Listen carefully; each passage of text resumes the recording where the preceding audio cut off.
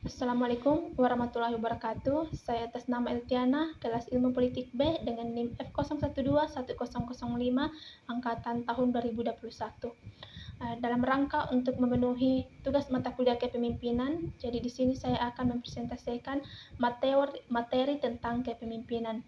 Jadi kita mulai dari pengertian kepemimpinan. Secara umum, kepemimpinan adalah sebuah kemampuan dalam diri seseorang untuk memengaruhi orang lain atau mengarahkan pihak tertentu untuk mencapai suatu tujuan. Teori kepemimpinan juga bisa didefinisikan sebagai kemampuan seseorang dalam mengelola dan mengarahkan sebuah kelompok dengan efektif dan efisien agar mencapai tujuan. Dan juga menurut Kamus Besar Bahasa Indonesia, seorang pemimpin adalah orang yang harus memiliki kemampuan untuk memengaruhi atau memandu sekelompok orang atau pihak. Kepemimpinan memiliki dua konsep dasar, yakni ilmu dan seni. Ilmu kepemimpinan sendiri merupakan teori kepemimpinan yang bisa dipelajari dari berbagai sumber. Kita bisa mempelajari teori kepemimpinan ini dengan mengikuti pelatihan mengenai leadership atau kepemimpinan atau juga metode-metode kepemimpinan. Kita juga bisa membaca buku dan berdiskusi dengan rekan lain yang memiliki kemampuan kepemimpinan mumpuni dalam mempelajari teori kepemimpinan tersebut. Sementara itu, seni kepemimpinan adalah metode atau teknik kepemimpinan dalam mengkoordinasi sebuah kelompok. Metode kepemimpinan ini diharapkan mampu membentuk karakter dan kinerja yang baik guna membangun kelompok yang kompak dan mewujudkan tujuan. Di sini juga ada beberapa ahli yang mengemukakan tentang teori kepemimpinan. Jadi, yang pertama, Moegiono pada tahun 2002. Moegiono mengatakan bahwa kepemimpinan merupakan pengaruh satu arah karena pemimpin mungkin memiliki kualitas-kualitas tertentu yang membedakan dirinya dengan pengikutnya. Yang kedua, Wahjo Sumidjo. Menurut Wahjo Sumidjo, teori kepemimpinan adalah suatu yang melekat pada diri seseorang atau seorang pemimpin yang berupa sifat-sifat tertentu seperti kepribadian, kemampuan, dan kesanggupan. Kepemimpinan juga rangkaian kegiatan pemimpin yang tidak bisa dipisahkan dengan kedudukan dan gaya atau perilaku pemimpin itu sendiri. Kepemimpinan adalah proses antar hubungan atau interaksi pemimpin, pengikut, dan situasi. Kemudian yang ketiga yaitu Fiedler. Menurut Fiedler mengatakan teori kepemimpinan merupakan pola hubungan antara individu yang menggunakan wewenang dan pengaruh terhadap kelompok agar kerjasama untuk mencapai tujuan. Kemudian yang keempat, Sondang P. Siagian. Menurut Sondang P, teori kepemimpinan bisa diartikan sebagai kemampuan seseorang saat menjabat sebagai pemimpin organisasi tertentu dalam mempengaruhi orang lain, khususnya bawahannya. Hal itu dilakukan agar mereka mampu bertindak dan berpikir sesuai dengan arahan sehingga tujuan pun bisa tercapai dengan mudah. Kemudian yang kelima, menurut Ott. Menurut Ott, teori kepemimpinan bisa didefinisikan sebagai proses hubungan antar pribadi yang di dalamnya seorang mempengaruhi sikap, kepercayaan, dan perilaku orang lain. Selanjutnya, di sini kita akan membahas tentang apa itu tujuan pemimpin.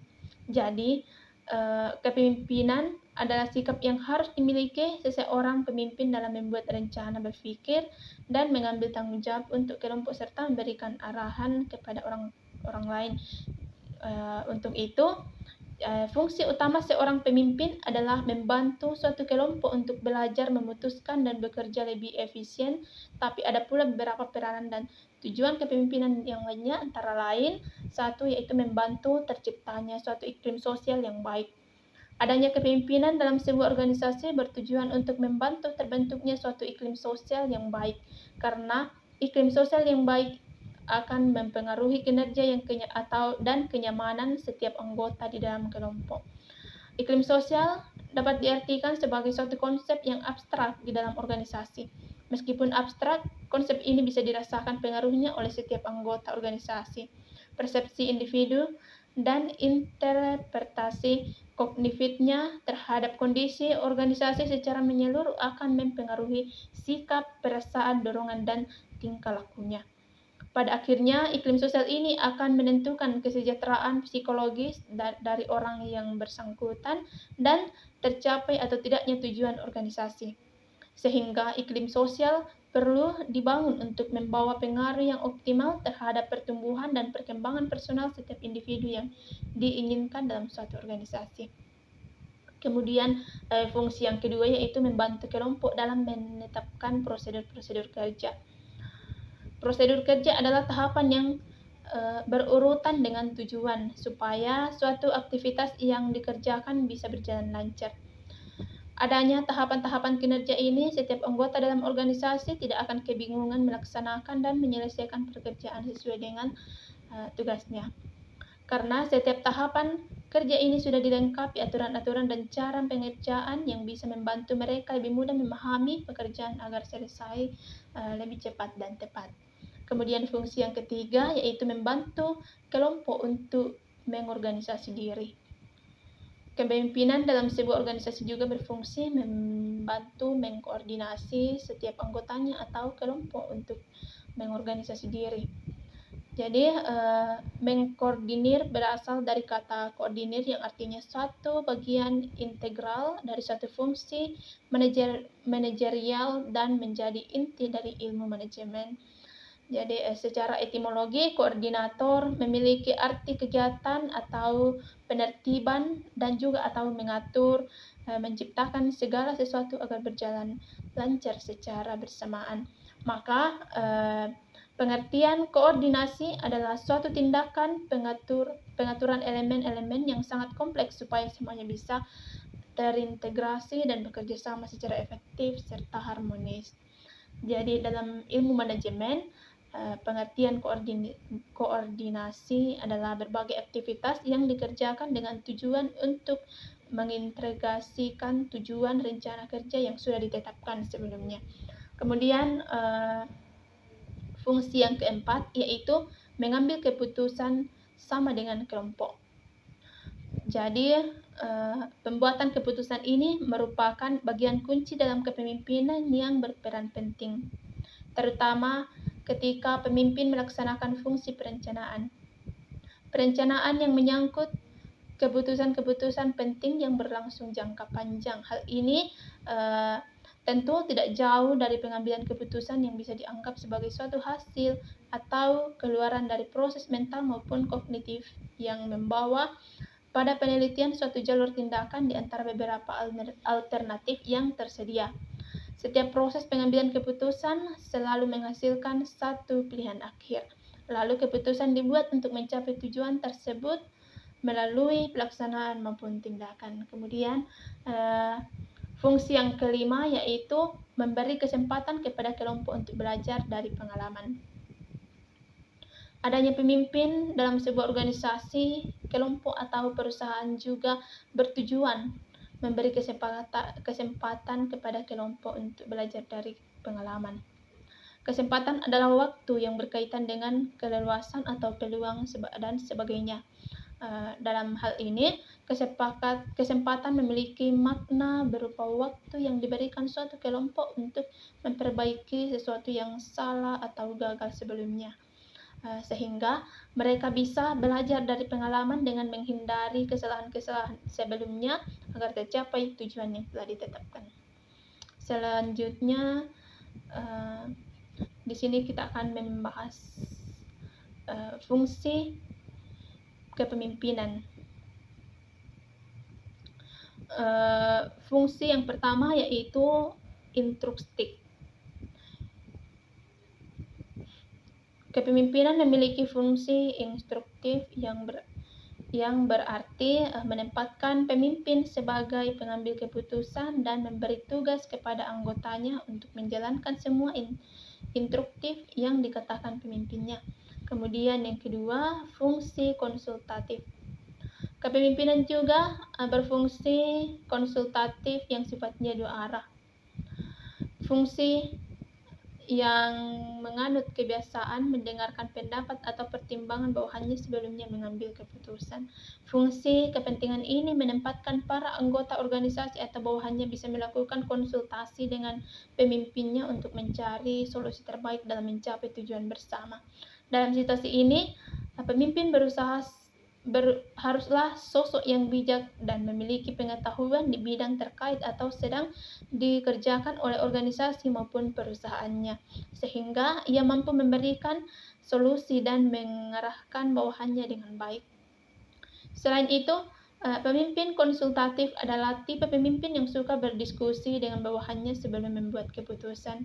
Jadi, fungsi konsultatif ini tidak mengambil keputusan sendiri, tapi melainkan mendiskusikannya terlebih dahulu kepada bawahannya. Selanjutnya, fungsi yang ketiga yaitu fungsi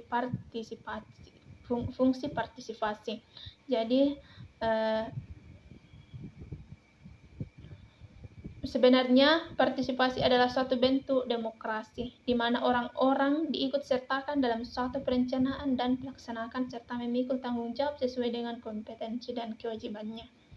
Fungsi partisipasi ini menempatkan seseorang pemimpin yang mampu mendorong semua anggota atau pengikutnya untuk berpartisipasi dan berinisiatif dalam suatu proyek bersama.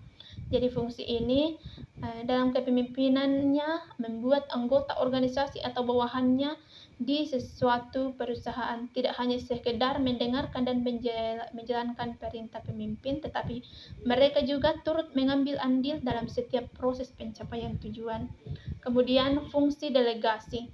Kepemimpinan juga memiliki fungsi delegasi. Dalam kepemimpinannya yang memiliki fungsi delegasi ini, pemimpin untuk mendelegasikan suatu wewenang kepada orang lain atau anggota yang memang sesuai dengan tugas tersebut. Jadi, pemimpin tak hanya mampu memerintah anggotanya, tetapi juga harus bisa mengetahui dan memahami tugas-tugas yang cocok untuk diberikan kepada bawahannya. Apalagi setiap orang pasti memiliki kompetensi yang berbeda-beda. Kemudian, fungsi pengendalian. Dalam fungsi pengendalian ini, kepemimpinan yang artinya memimpin mampu untuk mengendalikan semua aktivitas atau pekerjaan anggotanya supaya mereka mengerjakan dan menyelesaikan tugas secara efektif guna untuk mencapai tujuan dan tidak keluar dari aturan yang ditetapkan sebelumnya. Karena itu, suatu organisasi maupun perusahaan membutuhkan pemimpin yang tegas dan teliti dalam mengamati anggota untuk menjalankan fungsi pengendalian tersebut. Selanjutnya, kita masuk ke dalam fungsi kepemimpinan dalam organisasi. Jadi, secara umum, kepemimpinan dalam organisasi adalah sebuah proses seorang pemimpin mengarahkan dan memberikan contoh kepada anggota kelompoknya atau organisasinya dalam mencapai tujuan. Kepemimpinan menjadi salah satu faktor penting dari keberhasilan sebuah organisasi. Tapi, pemimpin yang baik bukanlah dinilai dari beberapa banyak anggota yang mengikutinya dan lamanya menjadi pemimpin sebuah organisasi tersebut, melainkan pemimpin yang mampu menciptakan sosok pemimpin baru. Kepemimpinan dalam organisasi itu mencakup keberanian, pengabdian, dan bermimpi untuk mewujudkan harapan atau tujuan. Kepemimpinan dalam organisasi juga tidak lepas dari kepercayaan diri dan pengambilan keputusan, karena setiap tindakan dan cara berpikir seseorang harus bisa membuat anggota organisasi percaya akan kemampuannya. Selanjutnya kita masuk ke dalam tujuan kepemimpinan. Jadi tujuan yang pertama yaitu harus mencapai tujuan. Kepemimpinan dalam sebuah organisasi sangat dibutuhkan untuk membuat kelompok mencapai tujuan dengan tepat dan efisien. Tanpa adanya seseorang yang memiliki jiwa pemimpin, suatu organisasi akan sulit mencapai tujuannya, sebab mereka tidak memiliki sosok yang membantu mengarahkan, menyentuhkan mereka dan menjadi pedomannya. Tujuan ini merupakan penjabaran dan visi dan misi yang akan dicapai oleh sebuah organisasi atau perusahaan. Jadi tujuan adalah kuantitatif yang mengukur keberhasilan kinerja bisnis melalui kesimpulan. Kemudian tujuan yang kedua itu memotivasi orang lain. Kepemimpinan dalam sebuah organisasi juga bertujuan memotivasi orang lain atau anggotanya untuk melakukan hal baik dan memaksimalkan kemampuan dalam diri. Tanpa adanya sosok berjiwa pemimpin, suatu organisasi akan kurang termotivasi atau bersemangat dalam mencapai tujuannya, sebab mereka tidak memiliki sosok yang bisa menjadi pedoman dan contoh baik dalam sebuah organisasi. Kemudian, teori kepemimpinan transformasi. Teori kepemimpinan transformasi mengacu pada kata transformasi yang memiliki arti perubahan. Teori kepemimpinan transformasi adanya sebuah teori yang mengarah pada memanusiakan manusia. Teori kepemimpinan ini didasari dengan adanya hubungan positif antara atasan dan bawahan, sehingga terbentuk kepemimpinan yang efektif. Dalam kata lain, teori ini mengedepankan pendekatan personal pemimpin terhadap staf atau bawahannya hingga sebuah organisasi.